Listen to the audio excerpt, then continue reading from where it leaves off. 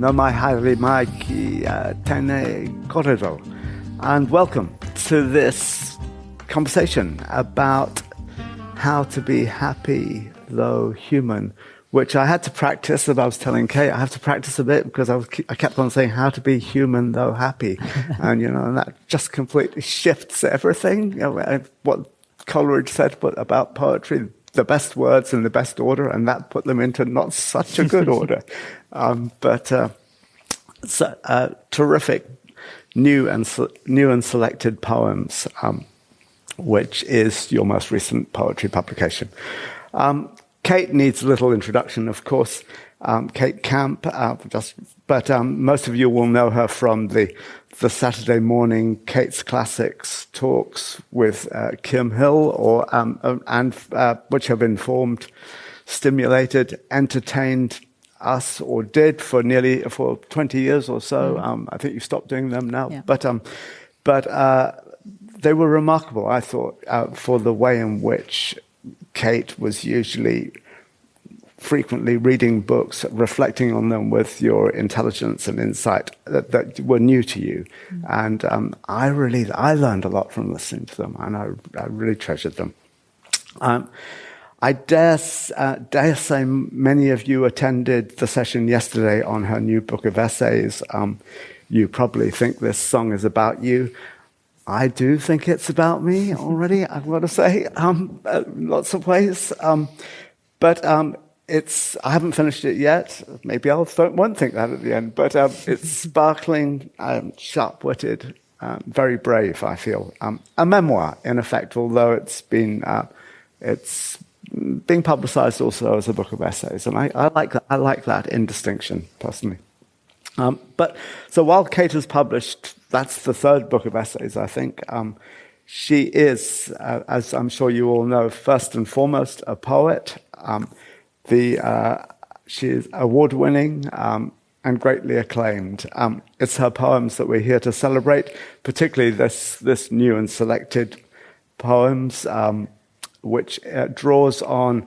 Apart from the new poems, it draws on the 6 collections of poems that Kate's published since between 1998 and 2017, I think, when the Internet of Things came out.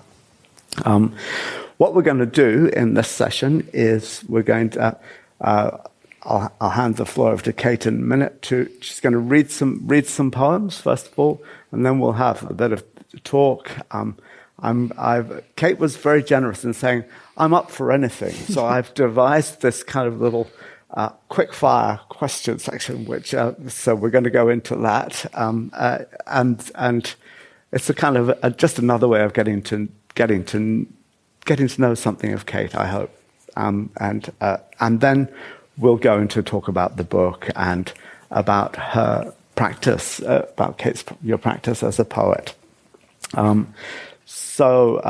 And we'll talk about how you put the book together, and we'll end with another little reading of poems from the book, and there'll be an opportunity then for questions. So if you have any questions, save them up, and the mic will come around. Welcome. It's fantastic. It's really nice to be here to be able to talk with you again. Kate and I met maybe 20 years ago when I was in Wellington for a bit, and I've long been a fan, even from before that, but we've probably haven't seen each other for 10 years or so. That doesn't seem that long in some ways. I know, it's extraordinary. Time goes fast. But it's been fun catching up. So, do you fancy reading a few poems to us? I do indeed. You've got some new ones, I hear. Yeah, I've got some, got a couple of new poems there as well. Okay. I'll read a few from the book. Thanks, Cliff. It's quite a strange process putting together a selected poems, because the poems in this go back to my first collection, which are poems I wrote when I was sort of in my early 20s at university, and I don't tend to look back on poems or those books very, very often. So I thought I'd read a mix of older ones and newer ones. I might just start with the title poem of the collection, which is How to Be Happy Though Human.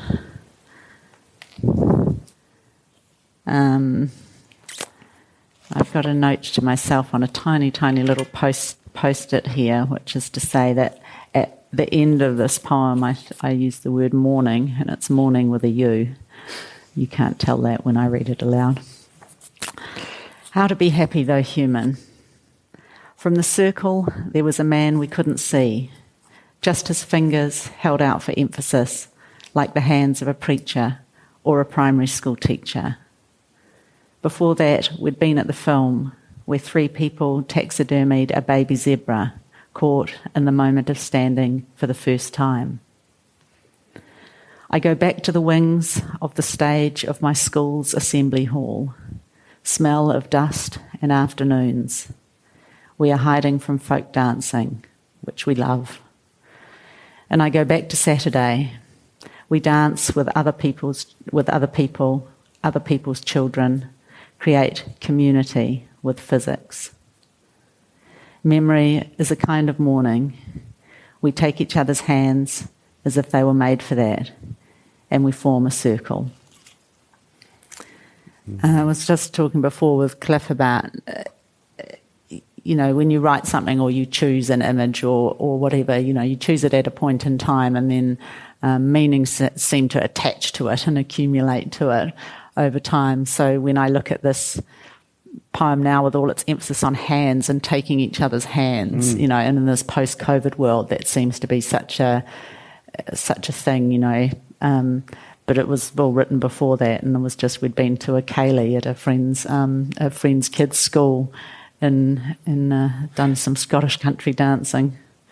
Can I ask a question? What was the film where 3 people taxidermied? It's a documentary about taxidermy. I think it might be called Stuffed.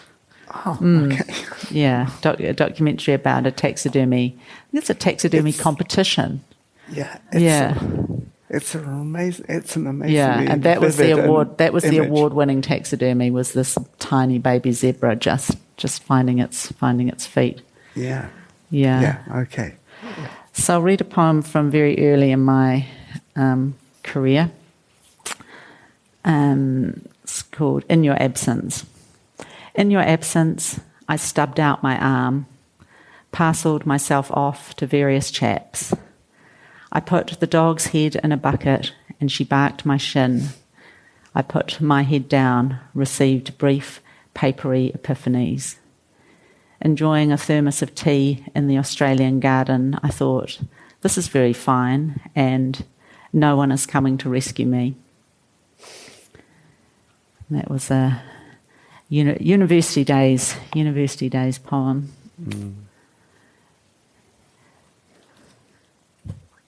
Your poems even attach kind of histories to them as well. So when I think of different poems, I kind of remember not just where I was at the time I was writing them, but, how people have reacted to them or, different people. Everything gets a lot of attachments over time, doesn't it? This one's Lucky. You can always tell the lucky people. They are the ones who say, you make your own luck. Certain songs have the sound of ringing phones, and some make you think there's a knock at the door. When you move the clock, you always look for the time at that same empty place. And so it is, something removed, not calling or knocking. And when people climb onto the bus, they say, do you go past the hospital? Then you find you don't care about the hospital anymore. There is that pink concrete house, the wedding cake, and cars glitter on distant roads like the shining tops of waves and spray their water spouts like whales. And in your mouth, in that small night, there are teeth lined up like rows of sleeping houses. You have built hotels on all the most important properties and kept them close to your tongue.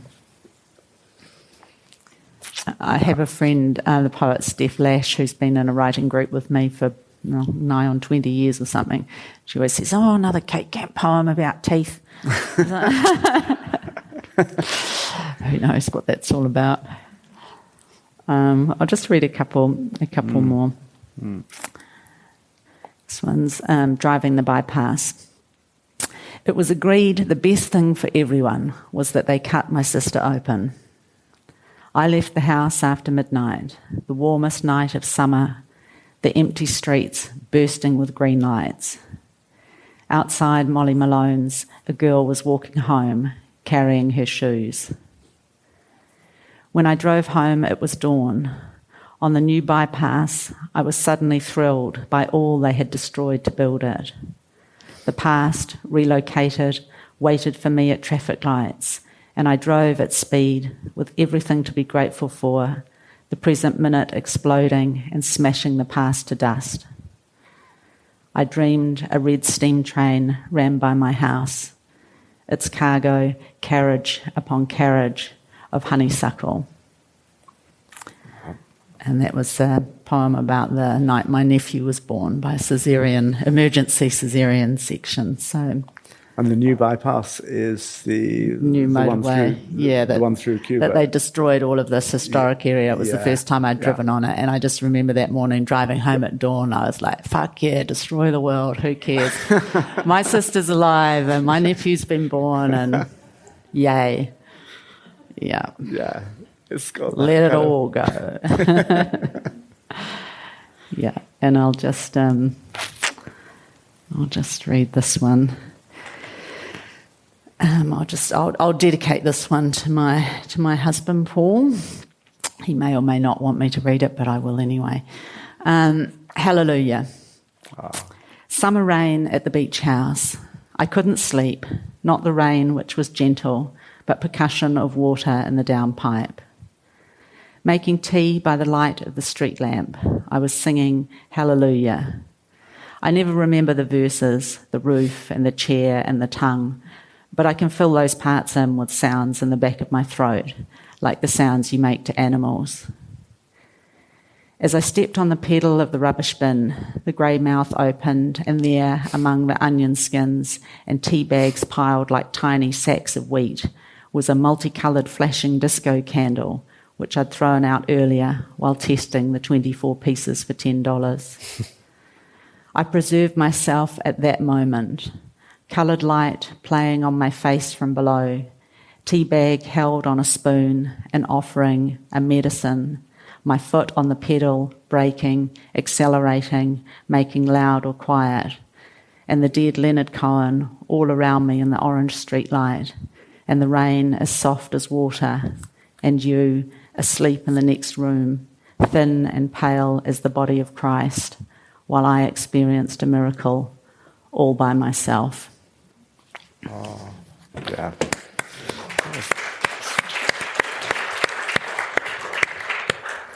Thank you. That's how long after Leonard Cohen had died was that written? I think it would have been a little while, maybe a year or so. I'm not sure. Yeah.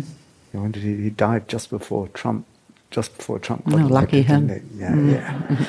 Yeah, that's right. So look, my first question was really going to be about. I wonder if you could tell us about a little bit more about how it was putting this book together. You already said it wasn't. You were going back to those first poems, and I think you were saying you hadn't really read them for a while, and how you found. Somebody told me I shouldn't use the word themes, but how you found the poems kind of spoke to each other and made a collection themselves. I assume that you did the selection, or it was a little bit of a combination. So the genesis of the book was quite miraculous, really, in that in late 2019 I got an email out of the blue from a guy who I'd met when he came out to New Zealand in maybe 10 years earlier for the festival. And the Canadian poet, and it just said, "Oh, hi, Kevin Connolly here. I've become the poetry editor of Anansi, which is an independent publisher in Canada, and the first book I'd like to publish is a selected poems of yours." And I thought, that's a bit weird.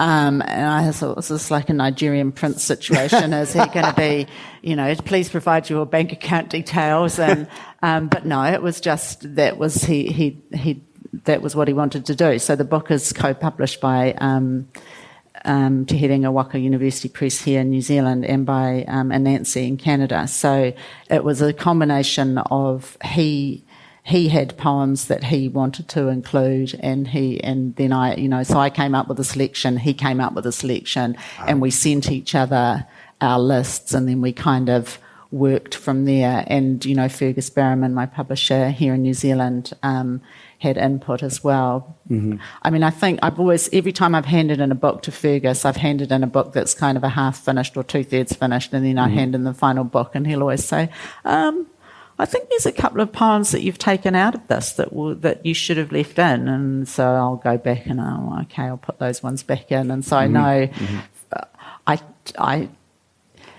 sometimes I tend to take poems out that I think for one reason or another I feel a little bit cringy about. And so I think that was quite good having Kevin involved in this, and that he probably chose poems that maybe were a little bit different than ones I wanted to choose. And then there's some poems there which I want to choose. They may not be hugely significant in terms of my career objectively, but they are important to me. And so, sometimes I just wanted to include those for my own self-indulgence. It's not or my own self-definition. Yeah.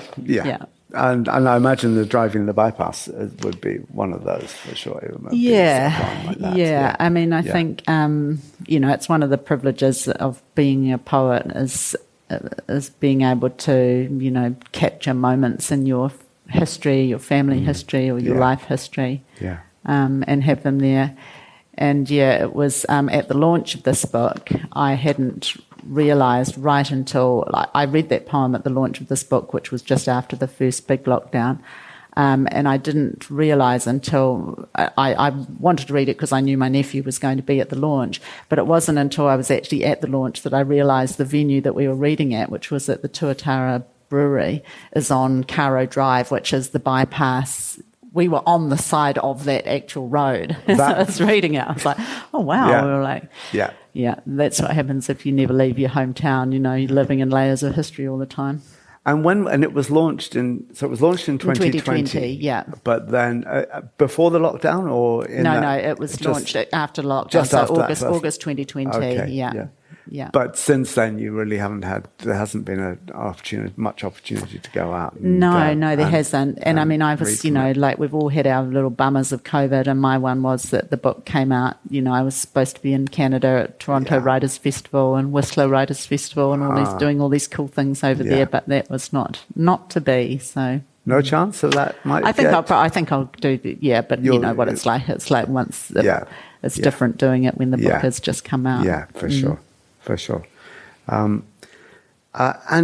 tell us about the cover apples. Image Someone was asking after the apples. Yeah. So in my day job, I work at Te Papa in Wellington, and one of the great things about that is I get exposed to all these amazing images, and this is a Te Papa image. So the Leslie Adkin, Te Papa holds a huge collection of photographs and diaries of a guy called Leslie Adkin who photographed his family and his life, all sorts of dimensions, just like family holidays and all sorts of posed and candid sort of photos, which for that era, which I think is, I'm going to get the dates wrong now because I'm terrible on dates, but it's not an era where there's a lot of candid family photography anyway, so really unusual.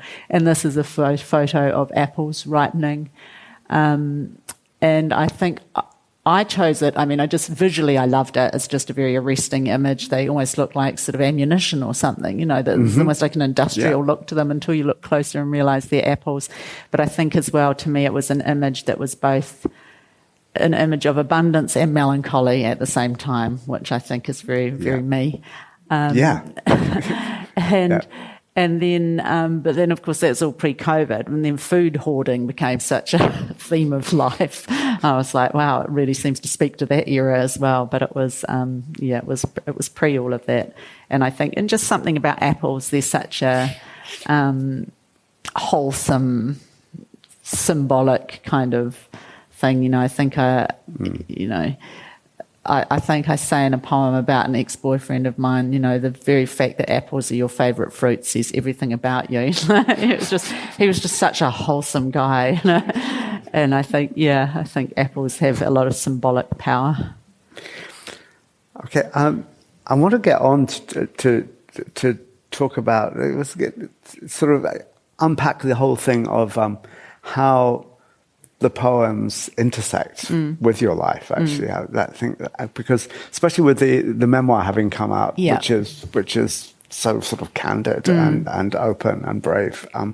But before we do that, I think a way into it might be, if you're ready for the quick fire question, which hopefully will give you a sort of another slight insight, quick insight to Kate. So the rules are, Kate. Okay. Did I tell you the rules? No, there are tell rules. Me the rules. Okay, the rules are.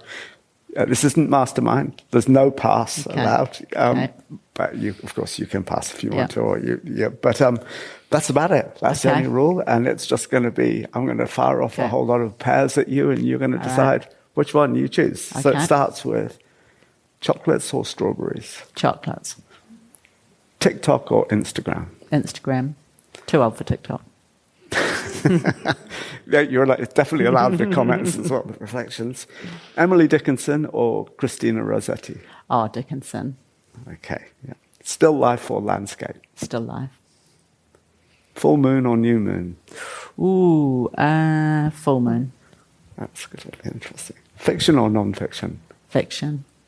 You see, that's it. The non-fiction writer says fiction. The poet says fiction, and poetry is fiction. People forget that. Mountain and river or beach and ocean? Beach and ocean. Tragedy or comedy? Comedy. Book or Kindle? Oh, both. Bob Dylan or Leonard Cohen? Bob Dylan. Oh, interesting. Yeah. Okay, got a few more here.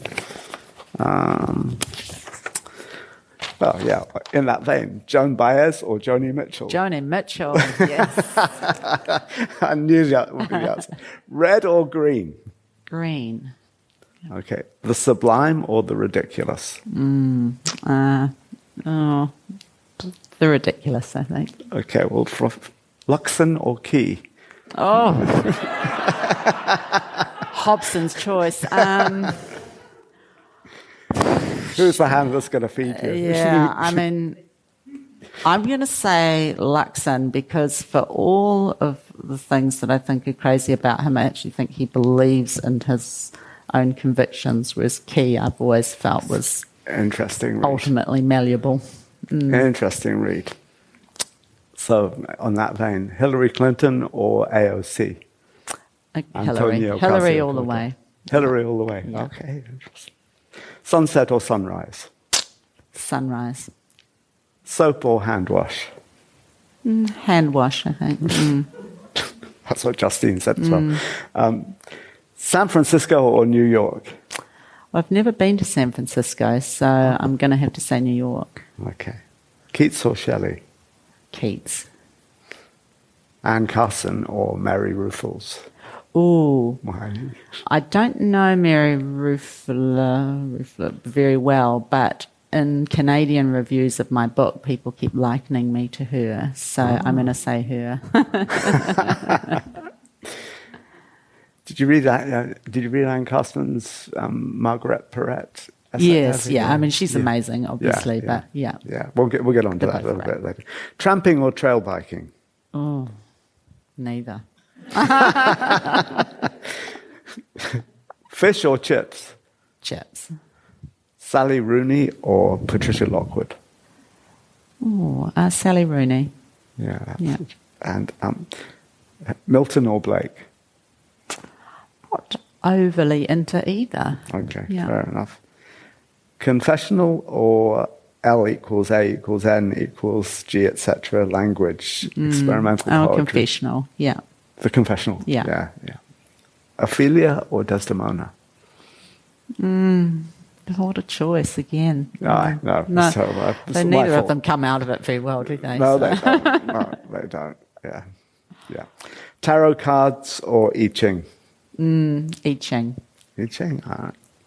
Curling up with a book or binging on Netflix? Binging on Netflix.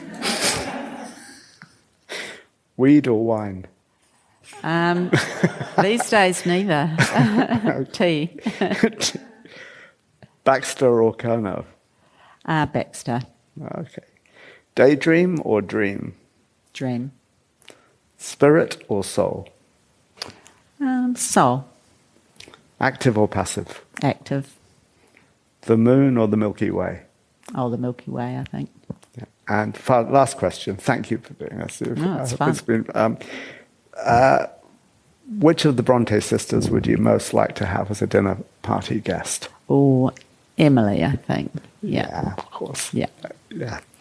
It's a sort of given, really. Yeah. Except you don't want no, Anne of probably, Wildfell Hall. Yeah. Oh, my and goodness anyway, me. she'd probably, not turn up or, Yeah. Yeah. Oh, look, thank you for that. That was fun. That was fun. So I wanted to ask you really about, I'm just going to find my notes, but in a sense, we should really go on to, I'm interested, and you speak a little bit about this, but where it all began for you, writing poetry, and you speak about your mother. You say that's where it all began, with your mother reciting poems. But Mum's was an English teacher, now retired many years, and so poetry was always a huge part of our lives growing up, and not in a.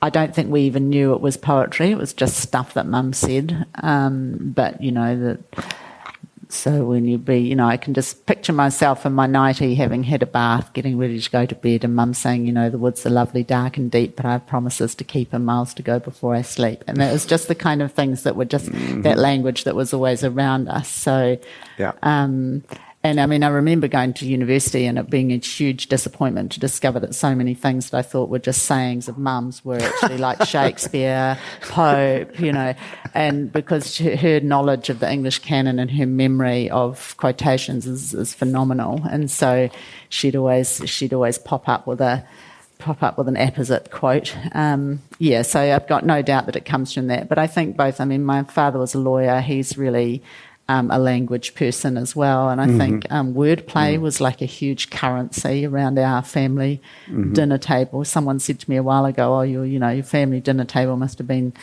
very erudite or something. And I thought, no, it wasn't. It was all about wordplay, being funny. We had a neighbour called Case Westrata, and I could just, it was always like, how many sayings could you think of? Would you like a piece of fruit and nut case? Tell me the story, but keep it brief case, and it was just like those are the kind of things. And as a, 6, 7, 8, 9, 10-year-old, if you could say something funny that made your parents laugh, to me that was a great currency. And so that wordplay, I think that sense of language, the unexpected, language used to sort of deliver the unexpected. Both my parents are very irreverent and they always loved to subvert familiar sayings. So they'd always say, Bob's your auntie instead of Bob's your uncle. And I never knew the saying was Bob's your uncle until I was well into my 20s. and Dad would say, power corrupts and absolute power is even better, And so that sense of sort of sayings and established cliches being undermined was very much part of our childhood, and I think that really that lends itself to poetry, and I think that's a familiar thing in my work, I think. And as you realise that it's actually subversive as well, and that subversion's been played on you. That's very interesting. When was the first time that you actually sort of consciously wrote a poem? And possibly that was at school, but also when you felt that you were conscious of doing it as writing as a poet or aspiring to be a poet. I think as a child I wrote poems like for family members and their birthday cards and stuff, and so I don't remember or have any of those, but I think that would have been something I was probably doing when I was 8, 9, 10, but I don't ever think I aspired to be a poet particularly in that sense, and it was probably only then maybe in my teens, I think I probably aspired to be, Joni Mitchell more than I aspired to be a poet. Yeah. But I think, then probably in my late teens, I would have started to have an interest in it. And then I knew there was this creative writing class. Mum had told me that the older sister of a school friend of mine had had a short story published, and that seemed to me like, oh, wow. And it was in a book, and that was Emily Perkins. And I thought, literary magazine, what even is that? All of that was totally unknown to me. But I thought, oh, wow. And then I entered a writing competition at the university bookshop when I was at university, and that was for a 100-word short story. And Emily Perkins was the judge of that. She was working at the bookstore then, and I think she'd had some success. And you had to include 5 words. It was one of those ones where they give you 5 words and you have to include the 5 words in your story. And I could only include 4 words, so I called my story one of the words, which was cactus. And I just remember rushing into university, picking up the student magazine on my way into a lecture and flicking through it and thinking, oh, amazing, the person who won decided to call their story exactly the same thing as I did. and then I was like, oh, I won. So that kind of made me think, oh, maybe I should apply for this, maybe I could apply for this creative writing course at Victoria. So I don't think I'd ever really finished a poem or tried to write something seriously until I knew I was applying to the course. And then I thought, wow, I guess I better finish some things. Yeah, okay. That brings up 2 things that I wanted to talk to you about. One of them is your extraordinary facility for titles. And I remember the first time I came across your work would have been in 98, probably on the radio, hearing. And I didn't read the book. I think I said to you, I don't think I've ever really read the book until I've read the selection in here. But Unfamiliar Legends of the Stars. I would have heard you read a couple of poems on the radio. But that title just blew my mind. It's such a good title. It's the title of another book. That's often how you derive. You repurpose titles, don't you? Yeah. And so is How to Be Happy Though Human. Yeah. How to Be Happy Though Human is the title of a sort of self-help book from the 1950s, I think. No, it's earlier. It's in the 1930s. Early 1930s, I couldn't believe they had self-help books in the 1930s. Yeah, it was kind of the pull yourself together school a little bit, I think. Yeah.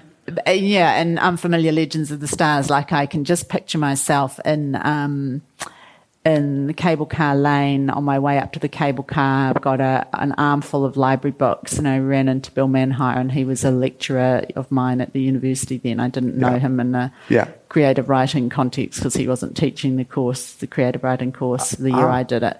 But one of those books was a book of legends, and it was called Unfamiliar Legends of the Stars. And I said to him, I'm thinking this could be a really good name for a book of poems. And he said, yeah, that's terrific. It's his favourite word.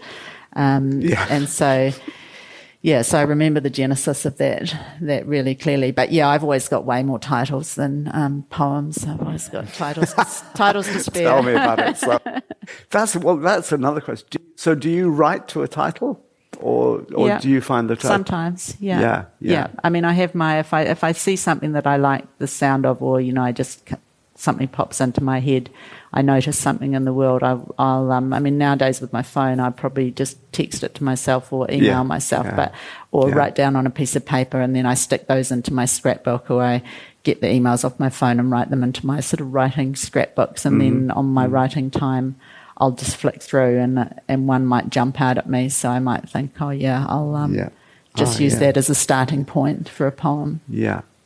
So that's your title. So that's great. And obviously you still hadn't met Emily at that point. No, I mean, I knew her as my schoolmate's big sister, but Okay.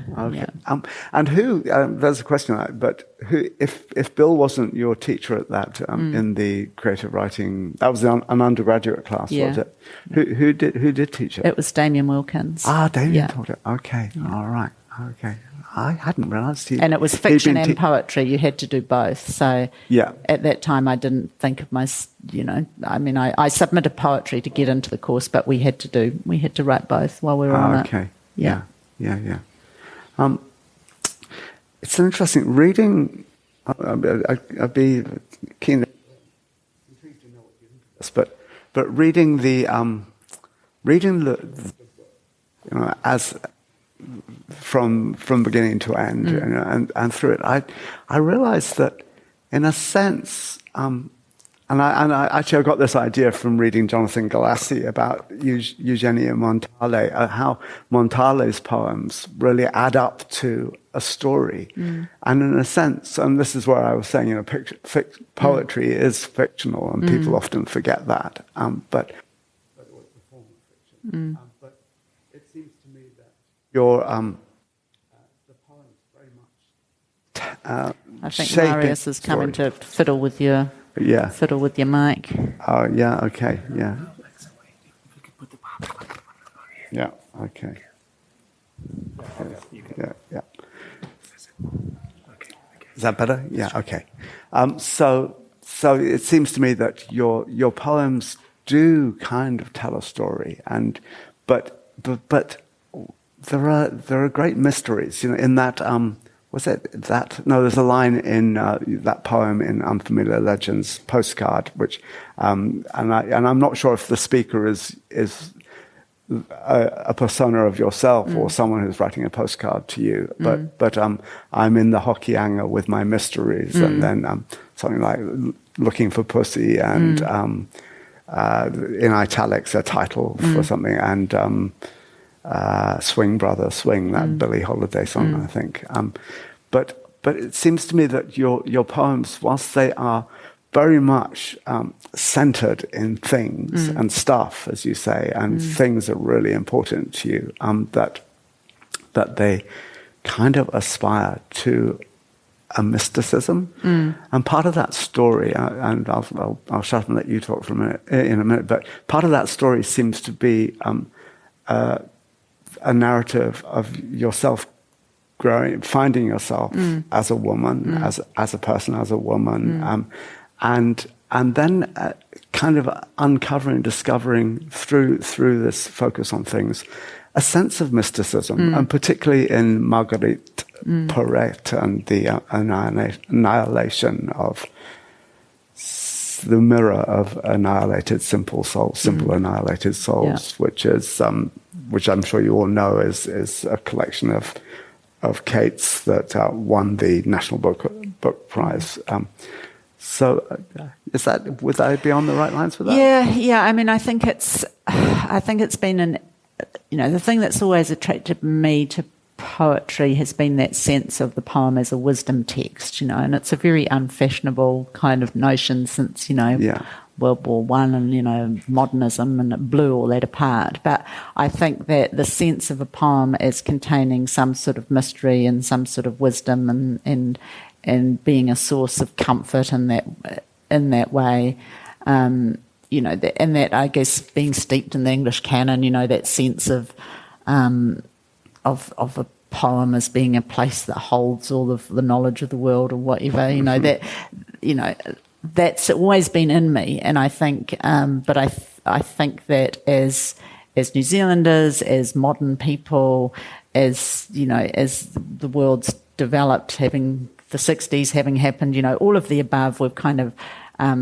those senses have become so much more problematic and so much more complicated. And so, the thought that you would go to that a poem would sort of intone some profound philosophical truth and present it to you with a voice of authority is not something that I feel comfortable with, or that most people do, or that most people are looking for. So I feel like I kind of smuggle that into the work. And over the years, I guess probably around the time I did The Mirror of Simple Annihilated Souls, I probably was having a bit of a creative crisis around that time, and I thought I was reading a lot of Czesław Miłosz at the time, a Polish poet, and he never shies away from sort of grand philosophical notions. And I think I just thought, well, if not me, then who? No, I am, yes, I'm a middle-class woman from the New Zealand suburbs, what would I know about the philosophical truths of life? But what would anyone know? I can't.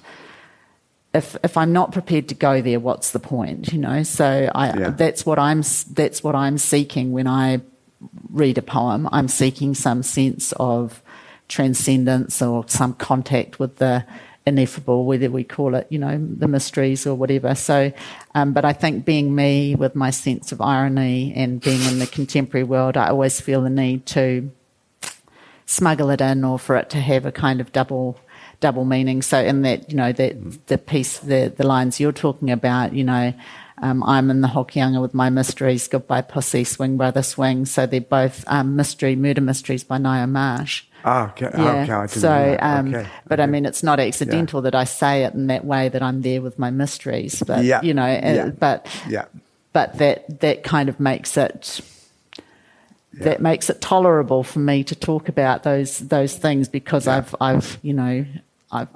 kept it real in the good old Kiwi vernacular. I was actually in a camping ground while the car was being repaired. With the only reading we had access to was the unlimited library of Ngaio Marsh. So, but I think I like to. The poems I love combine those fantastic. things. I love that. They combine that sort of daily life with the philosophical depths.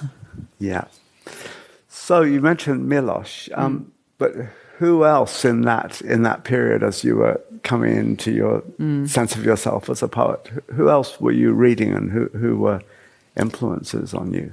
Well, I think that was very specific to that period and to that book. So I remember reading, I had his collected poems, and as I was writing that book, I just read through his collected poems, over that period, and that was a really profound influence. I mean, I'm always reading. I always read poetry for an hour before I write. So, usually usually that's enough time to read a volume of someone's work. That would be my ideal, would be to read a single volume of one person's work for an hour, and then to do my own writing. And I kind of don't feel anxious about the influence of that, because I find that salutary, like, having someone else's sort of voice in my head. So, I mean, Mark Doty's been a very important influence for me, I think. And then New Zealand-wise, Loris Edmund is one that's a real touchstone for me. That's very interesting. Yeah. And well, that's a little bit. Is that how you go about writing a poem? How do they? Yeah. So I'll read poetry for an hour, and then I'll write poetry for an hour, and then usually nothing good happens, then I give up. Do you try and do that every day? Or No. That's usually once a week that's my practice, because I work. So on a Wednesday morning I have my writing morning. But when I've had fellowships and I've been writing every day, that would still be my practice. Would be to read poetry for an hour and then write for an hour. And even if by writing nothing's happening and it's just completely like I'm totally blocked or whatever, I would still do it.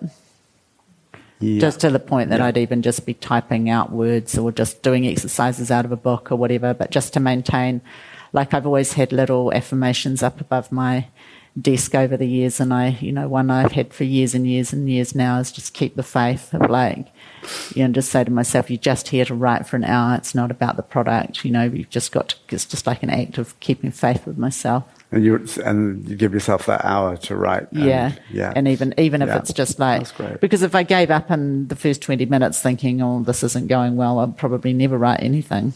Yeah. So No, I understand totally. I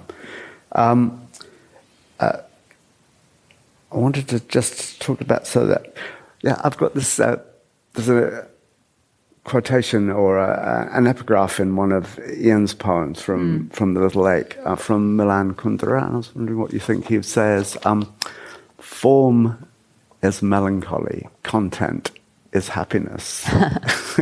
And I was wondering what you felt about that, and how you get to give form to the poems, how poems take form for you. Which is usually stanzaic for you, isn't it? Yeah, I mean, I think that I've kind of got, when I'm writing, I'm just not thinking about any of the technical aspects of it, and I'm just writing purely on intuition. But I've got I've read so much poetry, and I've now written a lot of poetry, and I've workshopped a lot of other people's poetry, and then I did a degree in English, and so I've got all of that technical knowledge is kind of there somewhere, but I'm not consciously bringing it to bear at all when I'm writing. So I'm not thinking about any of that. And so I'll just write until I feel like I've somehow got it out of the system, and then I'll go back and edit it. And then that might be when I'm putting it into stanzas, but often then at that point I'll notice that it's already kind of shaped in that way, or I'll notice that there's a lot of sound effects in there, but almost none of that is conscious when I'm writing it. Right. Yeah. It just, and that's what I enjoy. And in fact, that's quite, because the editing is fun. Writing is hard. Editing is fun because you've already done the bit. And you've got something. So then you just, then you just like can play around with it, and I enjoy that aspect. And then I read things aloud. That's my editing process, even with the memoir, just to read aloud. Mm-hmm. I was going, Marius, could we just change the slides? I love this image. This is the cover image of Kate's collection, Snow White's Coffin. Would you tell us about how you came across that? I'm thinking of how things are so important. Well, I'm going to read the poem actually, because it does explain at the end of the poem. It does talk about it at the end. Let's do that. Just find it. This was written in Germany, was it? Yeah. This is a collection of poems. Almost all of them were written on the fellowship. It's quite a long poem. Snow White's Coffin. Tom Waits records the sound of frying chicken. That's how he achieves his pops and crackles. Our old unit had a hooked grey arm. It was a trunk of wood with woven speakers. As a child, I worried about forgetting the hexagonal handle, a creamy honey cell, that floor in the lino resembling Donald Duck, while the others of its kind looked like grey bells. Sometimes life would seem too big, even then. An empty Sunday where you drifted as a ghost. I saw Bonnie and Clyde on such a day, as I recall, in black and white. When the bullets came, they died like oceans, full of slow turbulence, as if brought by death to life. Why preserve one's childhood memories so, like Egyptians, they might be packed into the grave? That I would sit up nights eating from the Harworth mug spoonfuls of plain sugar mixed with cinnamon. Is there room in the sarcophagus for that? For the feeling of the covers of paperbacks in which girls survive among great trees, girls who make mistakes in forests? One thing I loved was to pick the scabs on my knees while sitting on the toilet. Do I need to say I ate them? Who is taking this down? The Dutch, I believe, have built a car 1 molecule long. I've seen its silly form, its atom wheels. It looks nothing like a car. It looks to be a pupa, some kind of baby bee surprised by disaster in its cell. The problems of this world will not be solved by tiny cars. Everything is small enough already, and there is too much of everyone. To understand your life, you need another whole life. I think we're sitting here on the axis, my friend. That is why we feel a bit unwell. Buried in us are minutes, days, mornings slept late, nights of no rest, turning to one side, turning again like a tide, sweating into the bodies of hot beds, these buckets full of moisture. I think that futures might be in us too, driving in tiny cars. They are opening their minute glove boxes and with infinitesimal hands draw out maps too small to imagine, but they imagine them. They look at the list of streets, all arranged according to the alphabet, and then I think they throw the book away, and they get out from the car, and they throw the keys into the ocean, howling. They do not want to go to places and books. They will not drive in their molecule cars, those ridiculous cartoons. Snow White's Coffin is an integrated radio and record player that introduced plexiglass to the domestic interior. Relieve yourself of the excruciating clutter of the world is what it says to you. everything you thought was being alive is revealed as a problem which can be solved by good design. Yeah, terrific poem. And that's it there, Snow White's Coffin. That explains it all quite simply, I think. Yeah. Yeah, I mean, I think I was, that's kind of like a massive poem with a lot of different things going on in it. But one of the things that was going on for me was my experience of being in Germany and just sort of engaging with German intellectual life. Yeah. And there's my favourite place in Berlin was called the Museum of Things, and very me. And they had, they had this there, and they had all sorts of things, and they had, there was a tour, there was a touring exhibition that travelled around Germany in the period just before World War II, just before the Third Reich, and it was called a display of home horrors, and it was a display of kitsch household decor styles which should be avoided, so that people could see, how not to decorate their home. And I think it really just got me thinking about how, the thing that's so wonderful about the human intellect and its ability to categorize and analyze, but it's also, and to judge, which is great. And I love that, and the intellectual life in Germany is incredible, and they put such value on intellectual pursuits there. But then in another way, it's kind of like the intellect is like the most human thing about you, but it can also be very dehumanizing. And for me, that's what Snow White's Coffin, it's so stunning, it's so sparse, it's so beautiful, but there's a kind of fascism about that as well. And that, when I think back to our record player from childhood with its kitsch, golden woven fabric, like there's room in my head for both of those things. Yeah. Funny, when I saw you were publishing a book called Snow White's Coffin, immediately I went to that. I knew you'd been to Anna Akhmatova's house because you sent me that lovely leaf, which I've got here, from the maple leaf from her trees. From the trees, which Kate very sweetly sent me. Biosecurity breach. Yeah, biosecurity breach here. But this is a maple leaf from Anna, outside her tree from Anna. But I assumed, oh my God, Kate's writing a poem about Anna Akhmatova. And I thought, damn it, she's got there before me. So that is an extraordinary poem. One of the things I think about it, and we must get on to questions shortly, but one of the things I think about it is that it illustrates how you have this way of collaging different ideas. I can't imagine, though, please tell me I'm wrong, that you wrote that all in one sitting. No, I did. I did. Yeah. Well, that's phenomenal. But I mean, it had been building up. It's because I have it's very much a collage. Literally, in my writing book, I've got lots of different things that I've put in there over time, and I'll start to write, and I might write on something, and then I'll be stopped, and so I'll flick through and look for something else. And over a period, there will have been things that have been on my mind.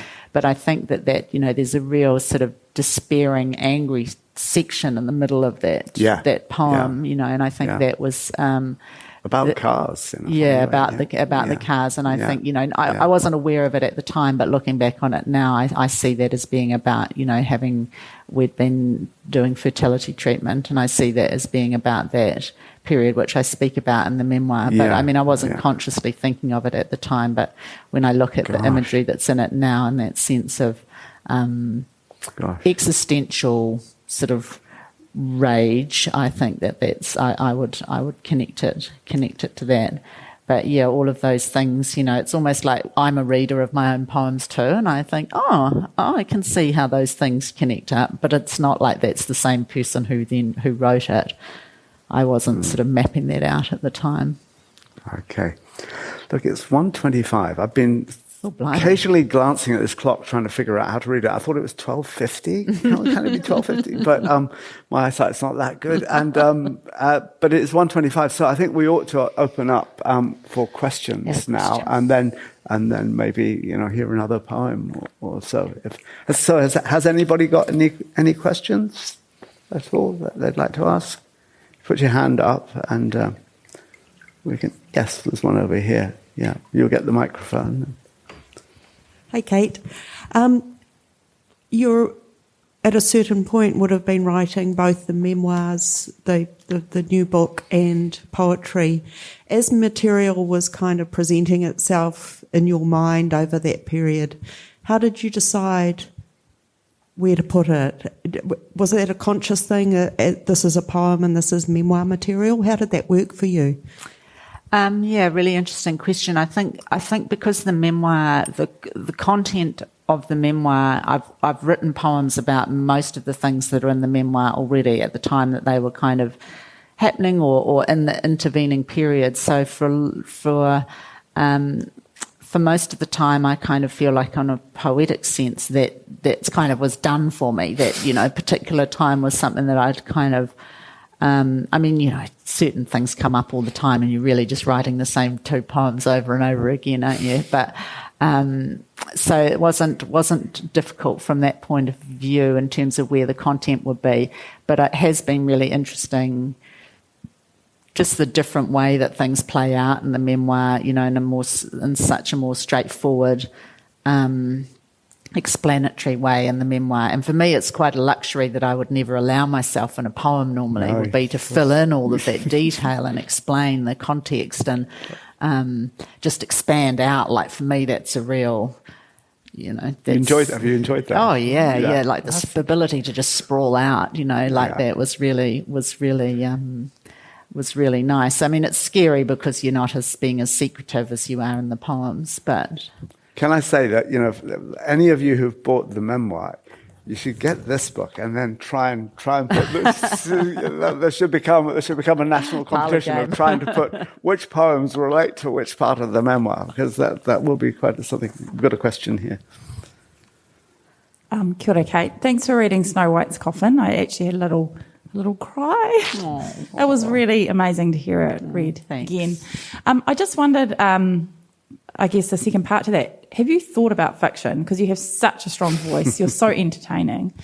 Has the memoir kind of that expansiveness made you think? I mean, if I could wave a magic wand and write any book, any type of book, it would definitely be, a novel. But I just don't think I have the ability to create plot.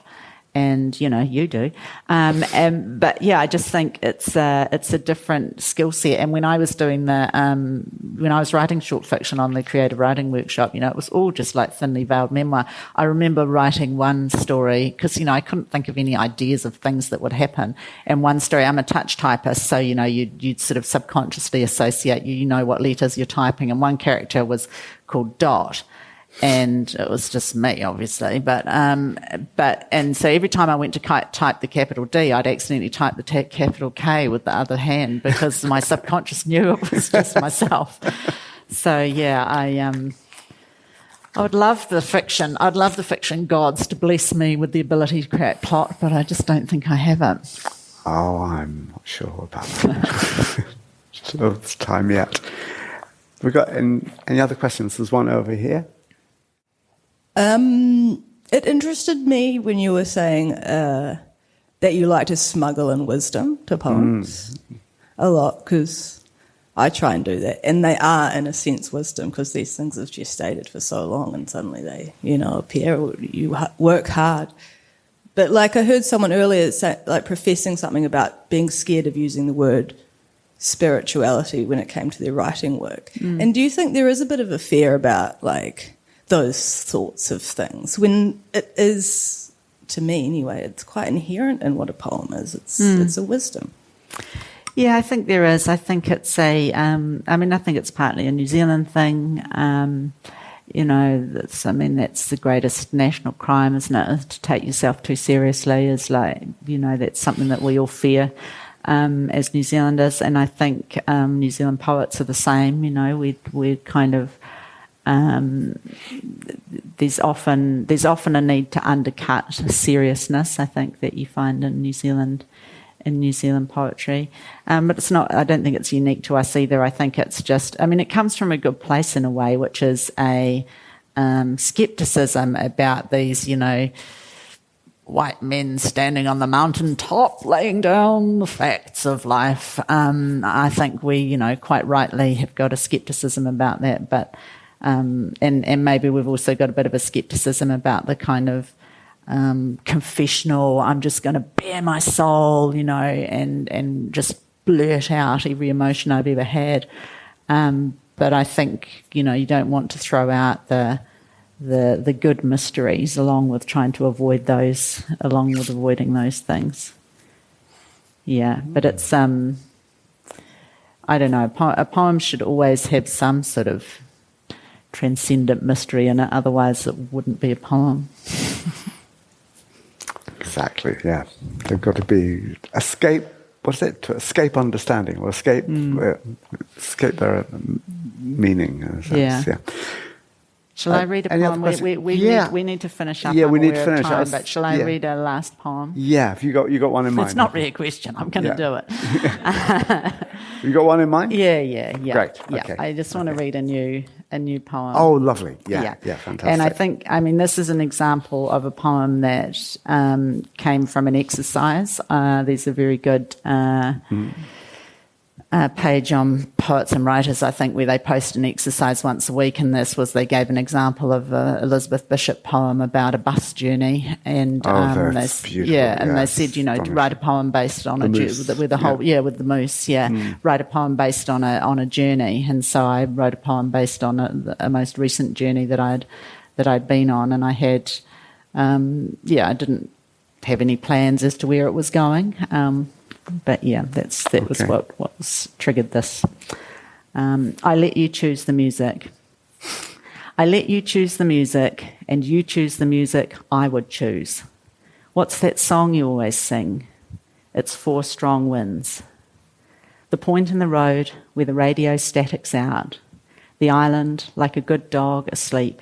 And Mum said the old dog would start to scrabble here when she could smell the sea. The winter I bought my coat, I stopped here to try it on in the rain, quilted, yellow-green, marshy. And it was here I dreamed there was a monastery, blue and white like a Grecian island, though I've never been to one. We went to Kapiti a few years back. Women brought salads to the room, all colours. The flax and bright red flour was full of tuis. The captain hurt his hand somehow, bloodied and bandaged on the voyage home. Side by side, we make plans for our party, all our new gazebos. And remember when you went missing, looking for your imaginary friend? We won't come this way again. It's not a song, it's Transmission Gully. This will be the old road, and we will go the new way, not this small path with its wire ropes and concrete wall, waves and static. The radio cuts out. I'll look for you if I'm ever back this way. Oh.